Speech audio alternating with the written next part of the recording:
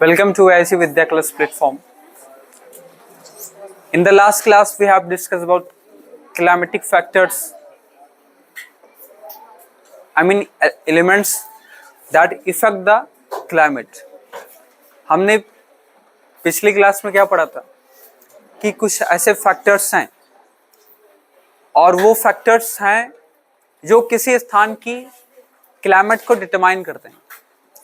किसी स्थान का, किसी प्लेस का क्लाइमेट कैसा होगा, कोल्ड या फिर ड्राई या फिर hot.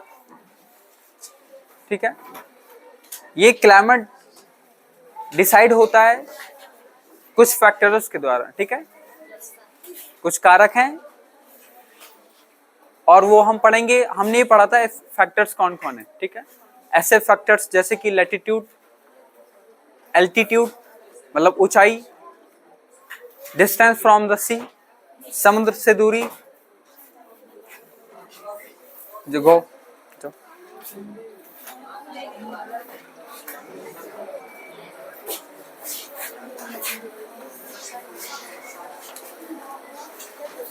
Stand up Shobhit. What is latitude?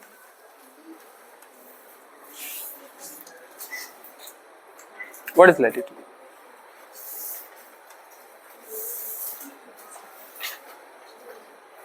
शांति से बैठ के पढ़ो.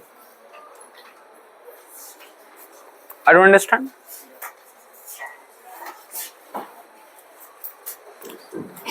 तो हमने पढ़ा था कुछ ऐसे फैक्टर्स हैं. Factors like latitude, altitude, distance from the sea समुद्र तल से दूरी, और ओशन करंट, विंड. ठीक है, जलधारा और पवन, ये सब कुछ फैक्टर्स हैं. और इन फैक्टर्स में हमने स्टार्ट किया था सबसे पहला फैक्टर पढ़ना, लैटिट्यूड, अक्षांश क्या होता है. ठीक है, आगे देखते हैं हम लोग. पहले तो हमने देखा कि जो क्लाइमेट है,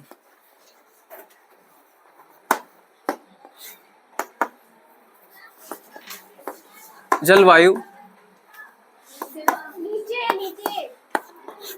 क्लाइमेट को इफेक्ट करने वाले कुछ फैक्टर्स हैं.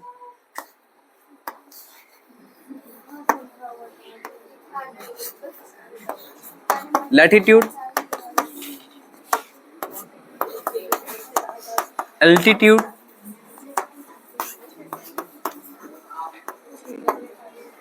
डिस्टेंस फ्रॉम सी.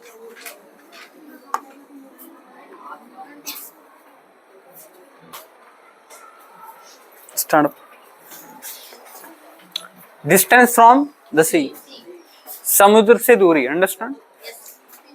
उसके बाद अगला पढ़ा था ocean current.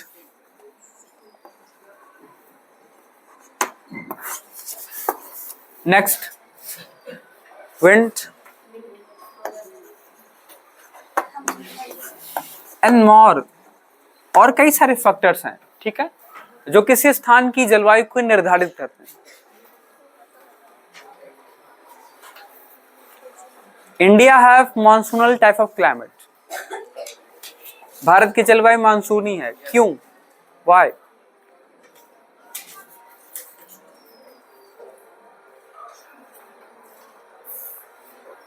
No, London, London have cold climate. If I talk about the climate of London, London की क्लाइमेट कैसा है? इंग्लैंड का, यूरोप का क्लाइमेट कोल्ड है. Why cold? क्योंकि वहां पे जो फैक्टर्स हैं और यहां पे जो फैक्टर्स हैं, दोनों में डिफरेंस है. ठीक है, लैटिट्यूड डिफरेंस है, एल्टीट्यूड डिफरेंस है. आई डोंट अंडरस्टैंड. ये भी डिफरेंस सब कुछ. तो किसी स्थान की जलवायु कैसे होगी उसको निर्धारित कौन? यही कारक करते हैं. ठीक है, मेरी बात समझ गए? तो हम ये कह सकते हैं ना, इन्हीं फैक्टर्स को देख करके जलवायु का निर्माण होता है. आई डोंट अंडरस्टैंड. तो हमने इसमें पहला स्टार्ट किया था लैटिट्यूड, क्या स्टार्ट किया था? तो आगे हम लोग चलते हैं, इसको प्रेस करते हैं।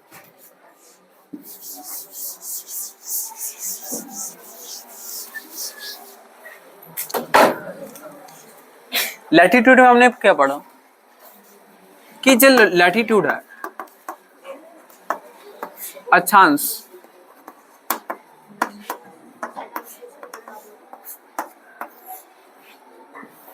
Now the question is what is latitude?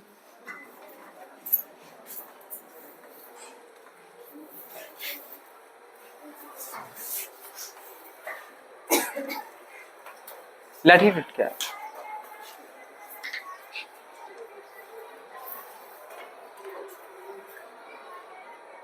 Example मैंने बताया था ज्वेलरी वाला, जैसे कि हमें कहीं घूमने जाना है और एक बहुत लंबे टूर पे जाना है, लगभग 1-2 साल के लिए, ठीक है। लेकिन मेरे पास एक ज्वेलरी है, कुछ गहने हैं और उनको सुरक्षित स्थान पे रख के जाना है, ठीक है, नहीं तो चोरी हो जाएगा। तो हम लोग क्या करेंगे? चलो मैं जा रहा हूं, ठीक है, घूमने, और मेरे पास कुछ ज्वेलरी है, कुछ गहना है, तो मैं सोचता हूं कि इसको वहां पे रखूं जहां पे चोरी ना हो। दिमाग में पहला आइडिया आया कि संदूक के अंदर रख दो, नहीं, वहां भी हो सकता है चोरी। तो आइडिया आता है कि बाद में आइडिया है कि इसको जमीन में गाड़ दो, क्या कर दो, ठीक है। लेकिन एक चीज और, जमीन में हमने गाड़ तो दिया, अगर जमीन पे गाड़ देंगे और दोबारा सालों बाद वापस आने के बाद अगर उसकी लोकेशन भूल गए तो क्या होगा? तो बड़ी प्रॉब्लम हो जाएगी ना। तो हमने यहाँ पे एक आइडिया निकाला, इसका सॉल्यूशन ये आया कि चलो ये हमारा जैसे घर है, ठीक है, ये हमने बताया था एग्जांपल, ये हमारा घर है और यहाँ पे एक पेड़ है। हमने कहा पेड़ से इधर हम कितने कदम चले? 5। कितने? 5 कदम इस तरफ चले, ठीक है। और यहाँ भी एक पेड़ है और यहाँ से कितने चले? 7 कदम। दोनों लाइन जहां पे मैच हुई यहाँ पर, वहां पे हमने गड्ढा खोदा और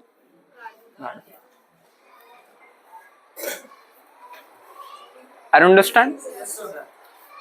और जब चला गया, अब मैं गया घूमने,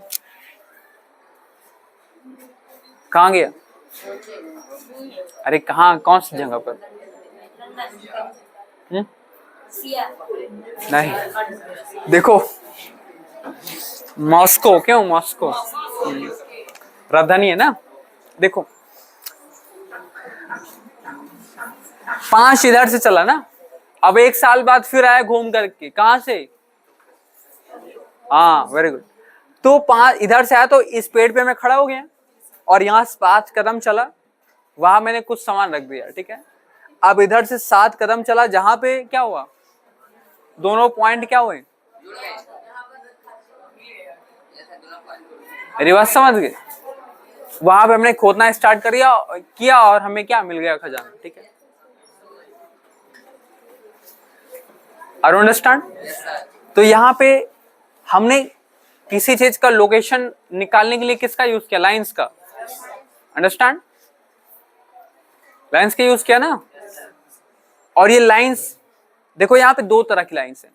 आप देखो ये जो लाइंस है वो कैसी लाइंस है? Vertical line. कैसी लाइन है? और ये वाली कैसी लाइन है? Horizontal line. Are you understand? Location इसी तरह अर्थ पे कौन सा देश कहां पर है, हमें उसकी स्थिति लोकेशन देखने के लिए लाइन का यूज करते हैं। किसका? लाइंस का यूज करते हैं। और ये लाइन खींची नहीं गई है।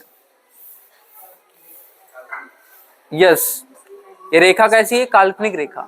हमने मान लिया कि यहाँ पे लाइन है। अंडरस्टैंड? Imaginary line. मेरी बात समझ गए? आप अर्थ पे लाइन नहीं खींच सकते हो ना, इतना बड़ा अर्थ है, ठीक है। आप मान लो खींचते जा रहे हो अर्थ पे, जहां जमीन आप खींचते जा रहे हो खींचते जा रहे हो, सामने क्या मिला, सागर, अंदर चलेगी तुम्हारा मशीन, तुम भी साथ में चलेगे ना, अब खींचो लाइन अंदर, अंडरस्टैंड। तो अर्थ पे इतना बड़ा है, हम उसको इमेजिन कर लिया, ठीक है, कि यहाँ पे लाइंस हैं। अब सुनो, अर्थ पे जो वर्टिकल लाइंस हैं उन्हें हम क्या कहते हैं, लॉन्गिट्यूड, क्या कहते हैं,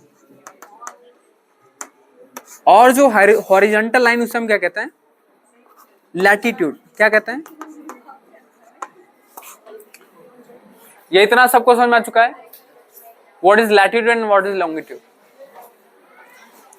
अब देखो एक्चुअली ऐसा होता है, अब जैसे ये अर्थ है, ठीक है,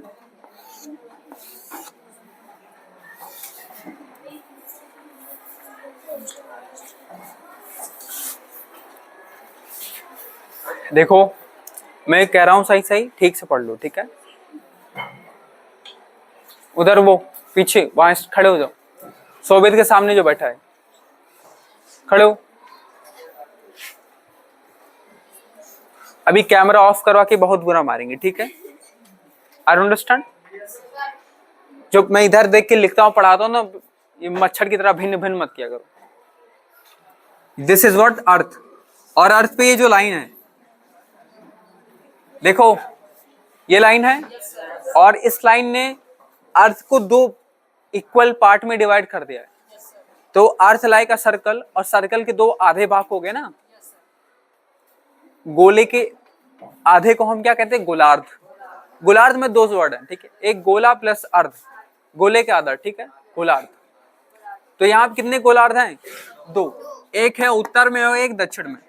उत्तर में उत्तरी गोलार्ध, ये क्या है, आई mean northern hemisphere and southern hemisphere, understand. And this is what, southern hemisphere,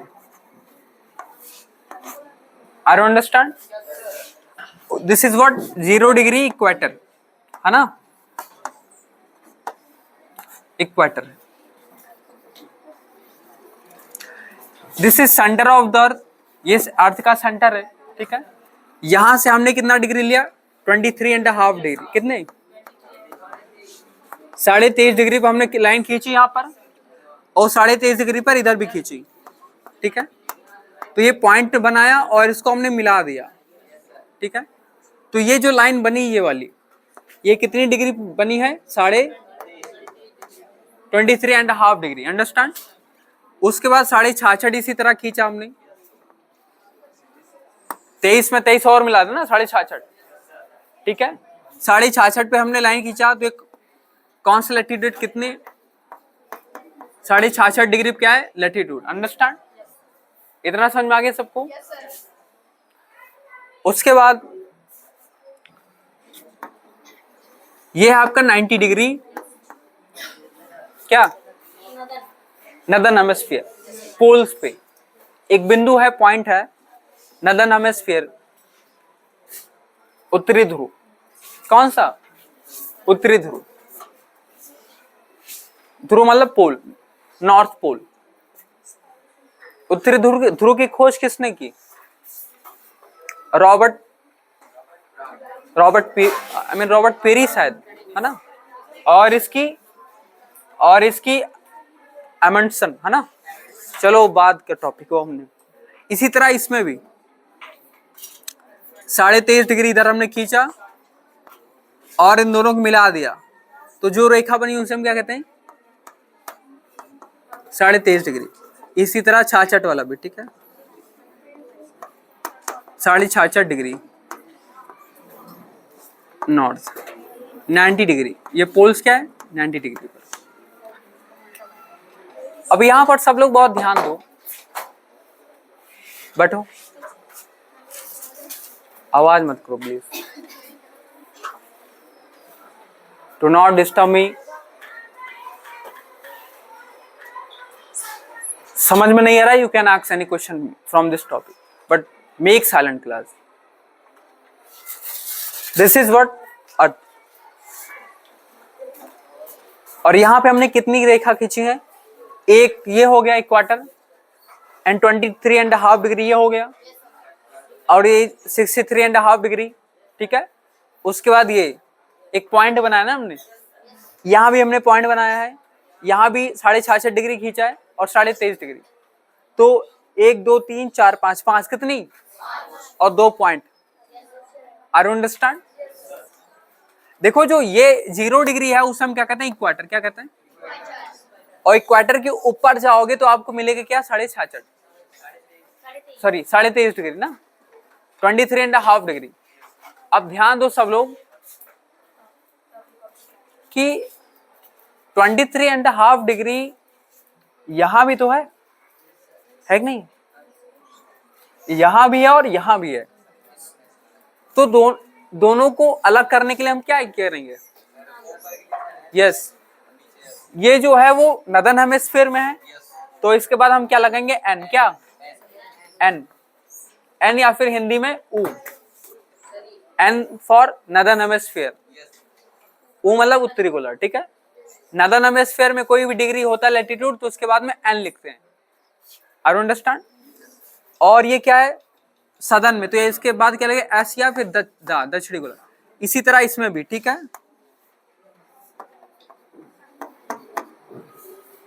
अब मेरी बात बहुत ध्यान सुनो।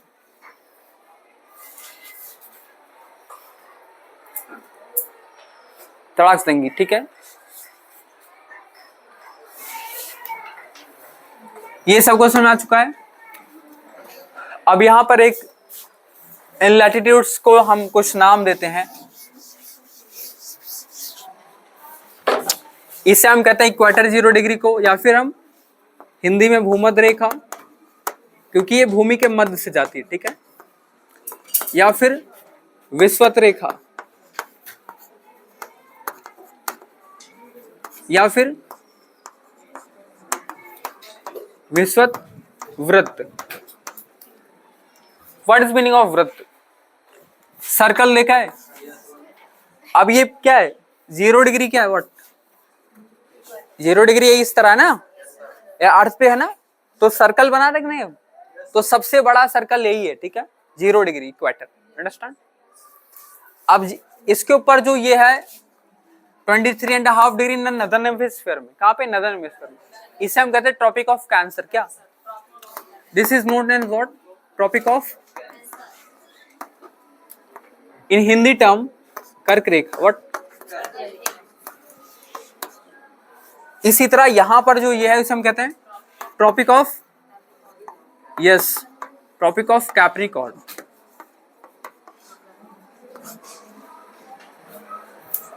शादी में पॉपकॉर्न खाया है? देखो मैं एक शादी में गया था, सुनो, अरे उसको बनने दो। देखो पहले तो मैंने पॉपकॉर्न लिया, ज्यादा ले लिया, और बाद में देखा बगल में रसगुल्ला, उसको वापस कर दे पॉपकॉर्न, ठीक है। ये इसी में पूरा पेट भर जाएगा तो उसको क्या खाएंगे ना। हमने कहा खत्म हो गया, तो उससे होता नहीं है, लेकिन खत्म हो गया तो फिर क्या होगा ना। हाँ, तो ट्रॉपिक ऑफ कैप्रिकॉर्न, इसे हिंदी में कहते हैं मकर रेखा। और सुनो, और दूसरी बात, वो वापस ले भी लिया उसने। अच्छा वापस नहीं लेते ना, कहते खा लो, नहीं खा रहा फेंक दो, लेकिन मैंने कहा वेस्ट हो जाएगा ना, जेब में नहीं रखा, लेकिन बाद में रसगुल्ला के बाद खाने के बाद फिर से पॉपकॉर्न ले लिया, ठीक है। इसे हम क्या कहते हैं, बैठो, 66.5 डिग्री, इसे हम कहते हैं आर्कटिक सर्कल। क्या कहते हैं हम?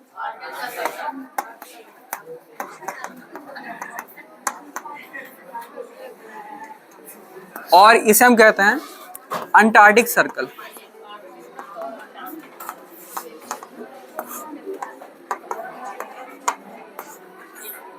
This is what, North Pole, and this is what, South Pole. इतना सबको समझ में आ चुका है। If I talk about the total number of latitude, latitude की टोटल संख्या कितनी होती है? 180, 181। 181 में से हमने 5 को, जो 5 मुख्य हैं उसको हमने ड्रॉ किया है, ठीक है। अब मेरी बात समझो, 181 टोटल होता है, ठीक है, उसमें से 5 हमने बनाया है, और एक 5 नहीं 7 बनाया है, ये भी तो बनाया ना हमने पॉइंट, ठीक है, क्योंकि नॉर्थ पोल साउथ पोल, आप देखोगे ये जो लैटिट्यूड है इक्वेटर पे सबसे लंबी होती है, ठीक है। अब जैसे पोल्स की तरफ जाओगे ना, इक्वेटर से पोल्स की तरफ, वैसे वैसे इसकी लंबाई कम होती है, ठीक है। और पोल्स पे इतना छोटी हो जाती रेखा कि वो एक पॉइंट की तरह दिखती है। किसकी तरह? पॉइंट की तरह। तो इसलिए कुछ लोग कहते हैं कि जो नॉर्थ पोल और साउथ पोल, ये रेखा नहीं, ये क्या है? पॉइंट है, एक बिंदु है। तो total number of line 179 and 2 point, understand. Finally कोई पूछेगा, आपको बोलना है total number of latitude is 181, but 181, ठीक है, जिसमें से 5 में 5 जो मुख्य लाइनें हमने बता दिया है, एक इक्वेटर, दूसरा ट्रॉपिक ऑफ कैंसर, और उसी पोजीशन पे सदर्न हेमिस्फीयर में क्या है? Tropic of Capricorn. एक है आर्कटिक सर्कल, और उसी पोजीशन पे सदर्न हेमिस्फीयर में अंटार्कटिक सर्कल, 66.5 डिग्री, ठीक है। याद रखना चाहिए कौन सी डिग्री कौन सी रेखा है, ठीक है। Are understand? ये समझ में आ चुका? आगे चलते हम लोग।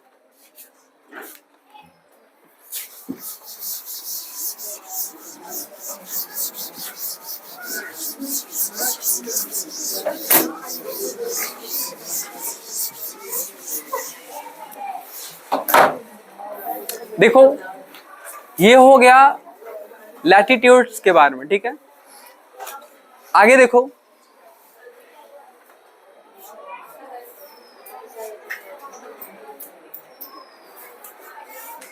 Stand up.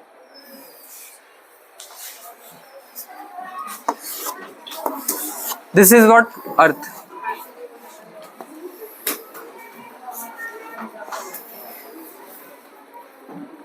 This is 0 degree, ठीक है। दिस इज इक्वेटर,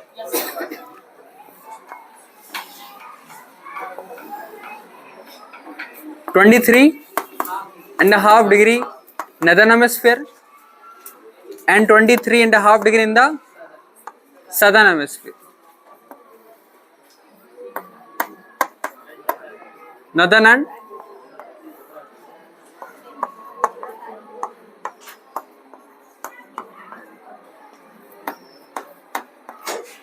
ये सबको समझ चुका है।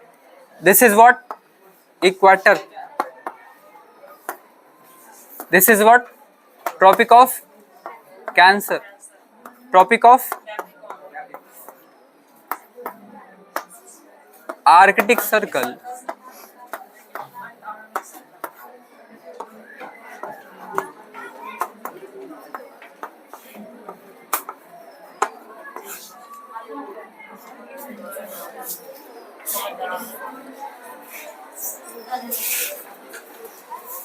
ये सबको समझ चुका है। अब देखो इधर क्या है? सन। क्या है?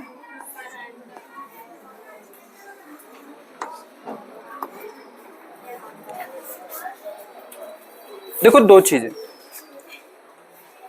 अर्थ पे डे नाइट होता है और दूसरा मौसम चेंज होता है, ठीक है। ठंडी, गर्मी, बरसात, इस तरह, ठीक है। किस लिए होता है? बिकॉज अर्थ मूवमेंट, अर्थ है मूवमेंट, अर्थ मूव करता है। And there are 2 types of movement earth have, एक है रोटेशन, दूसरा क्या? रिवॉल्यूशन। अर्थ क्या करता है? रोटेशन। जैसे ये अर्थ है तो ये अपने एक्सिस पर एक्चुअली ये 23.5 डिग्री झुका है ना, इस तरह झुका है, ऐसे मूव कर रहा है, ठीक है। अंडरस्टैंड? इस तरह अर्थ इस तरह, जब ये रोटेशन करता है इसे हम कहते हैं रोटेशन। जब इस तरह मूवमेंट करता है तो हम कहते हैं रोटेशन, और जब इस तरह करता है उसे हम क्या कहते हैं? रिवॉल्यूशन ना, रिवॉल्यूशन। अब ध्यान दो, अर्थ दोनों गति करता है, रोटेशन एंड इस तरह, ठीक है। अंडरस्टैंड? जब रोटेशन करता है तो डे नाइट होता है, क्या होता है, डे नाइट के ऊपर इम्पैक्ट पड़ता है। अगर रोटेशन रुक जाए तो डे नाइट, जहां डे वहां डे रहेगा, जहां नाइट वहां पे नाइट। अंडरस्टैंड? और अगर रिवॉल्यूशन हट जाए, रिवॉल्यूशन स्टॉप हो जाए, तो जहां पे जो सीजन है वो वही रहेगा। नो ठंडी, नो गर्मी, नो बरसात, है ना, ठीक है। क्लाइमेट जिसका जो है वही रहेगा। अगर यहाँ पे गर्मी है और उतने पर रिवॉल्यूशन स्टॉप हो जाए अर्थ का, तो गर्मी हमेशा रहेगी। क्योंकि ठंडी मौसम चेंज जो होता है, ठीक है, वेदर और क्लाइमेट जो चेंज होता है वो किससे होता है, रिवॉल्यूशन से। किससे? अब जैसे अर्थ सन है, ठीक है, आप सब लोग सन देखो, ये सन है, बैठ जाओ, आगे बैठ के बात मत करो प्लीज, ठीक है। जब तुम लोग आवाज करते हो तो मुझे भी प्रॉब्लम होती, ठीक है। प्रॉब्लम इसलिए नहीं होती कि मुझे खराब नहीं लगता, मुझे अच्छा लगता तुम लोग बात करो, मैं भी करना चाहता हूँ बात, लेकिन मैं बोलता हूँ फिर मुझे तेज बोलना पड़ता है। आवाज करोगे, अगर मैं फिर भी स्लो बोलूंगा तो मेरी आवाज नहीं सुना देगी बच्चों को, तो मुझे फिर तेज बोलना पड़ेगा, और तेज बोलने के लिए मेरे पास एनर्जी ज्यादा यूज करना पड़ेगा, जो मेरे पास ज्यादा नहीं है। देख ही रहे हो मेरा बॉडी कितना पावरफुल है, ठीक है। तो ऐसा लगना कनपटा रख दो कान के नीचे, ठीक है। ये सन है, क्या है सन? सन की एग्जैक्ट पोजीशन 90 डिग्री पर इक्वेटर पे कब होती है? देखो सुनो, साल में, एक साल में 2 बार, कितने बार? 2 बार। एक होता आपका 21 मार्च लगभग, और दूसरा होता आपका 23 सितंबर। कितना?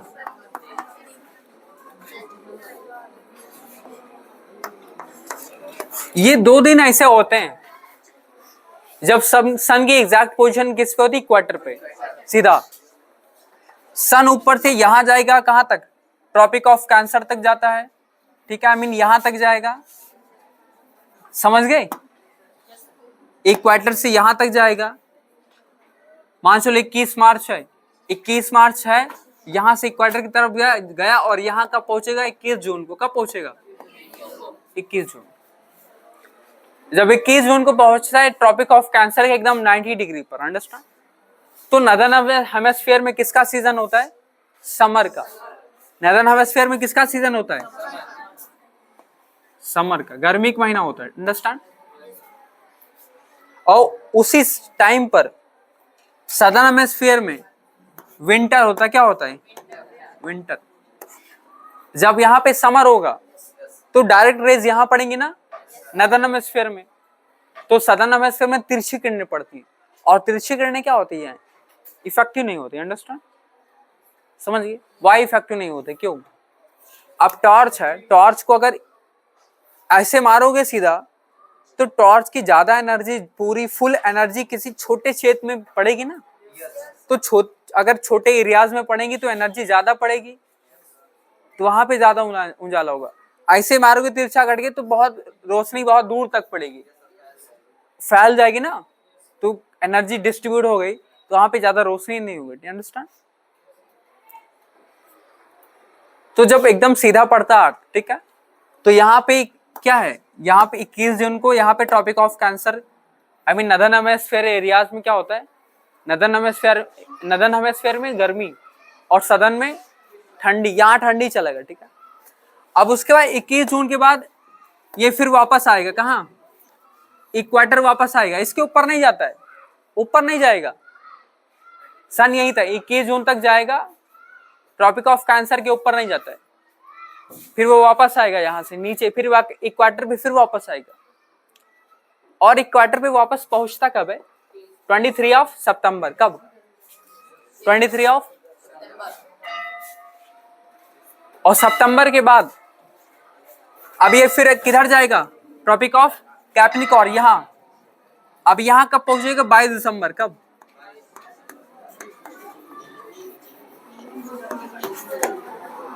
22 दिसंबर को किसके ऊपर ओवरहेड होगा? Tropic of Capricorn. यहाँ तो यहाँ पे जब आएगा तो यहाँ पे गर्मी का मौसम चलेगा और इधर चलेगा ठंडी। दिसंबर में ठंडी होती है ना अपने यहाँ, नवंबर दिसंबर जनवरी। अब वापस फिर आएगा किधर? अब ये वापस फिर इधर आएगा 21 मार्च को। कब? और फिर इधर आएगा। ठीक है,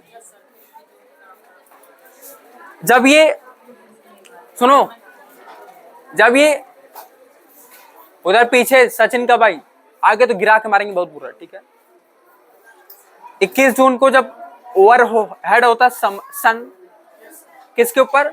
ट्रॉपिक ऑफ कैंसर के ऊपर। तो इसे हम कहते हैं समर सोलिस्टिस। क्या कहते हैं हम?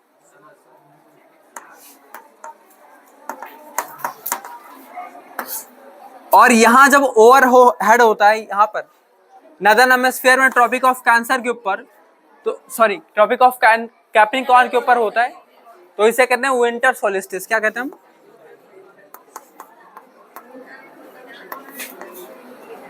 और जब ये ओवरहेड किसके ऊपर होता है? इक्वाटर के ऊपर। ठीक है, तो इसे हम कहते हैं इक्विनॉक्स। क्या कहते हैं? इक्विनॉक्स। ध्यान रहो, आई मीन सुनो, सब बच्चों को ध्यान रहे कि equinox, there are 2 types of equinox. 2 बार ओवरहेड हो रहा है ना साल में, एक होता है 21 मार्च को, दूसरा सितंबर को। ठीक है, अंडरस्टैंड? एक होता है आपका किसमें? 21 को, एक दूसरा 23 को। एक मार्च में, दूसरा सितंबर में। ठीक है,